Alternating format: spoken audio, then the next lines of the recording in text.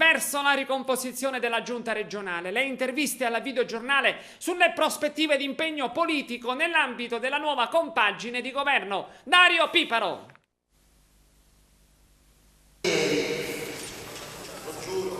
Accordo di massima raggiunto, la squadra di governo alla regione porterà delle modifiche. Non totali, un azzeramento per intenderci, ma mirate, quindi qualcuno saluterà dopo 9 mesi e i volti nuovi saranno con ogni probabilità volti politici, quindi deputati o rappresentanti diretti di partito. Giuseppe Lupo e Antonello Cracolici sono i principali indiziati. Crocetta accetta il ritocco ma a malincuore, non è un mistero comunque certificato dalle sue stesse dichiarazioni. Un PD che da 9 mesi non fa che chiedere assessorati e un PD, a suo dire, che ha il dovere di garantire l'autonomia del suo presidente eletto dal popolo. Di contro i ragionamenti si rimandano, con Lupo che comunque conferma la direzione. Crocetta ha bisogno di rafforzare la giunta.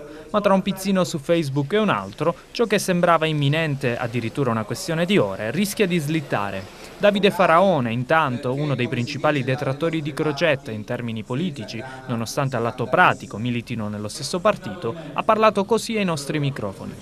Lei spesso non ha lesinato, tra virgolette, ironicamente, complimenti nei confronti dell'operato di Rosario Crocetta. In vista di un nuovo riassetto anche in giunta regionale, ecco, è possibile anche una convivenza?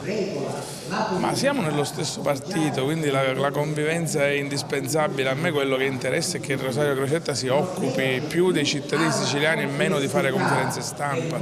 Se comincerà a operare bene, per il bene dei siciliani, troverà il nostro sostegno. Fino ad ora non è stato così.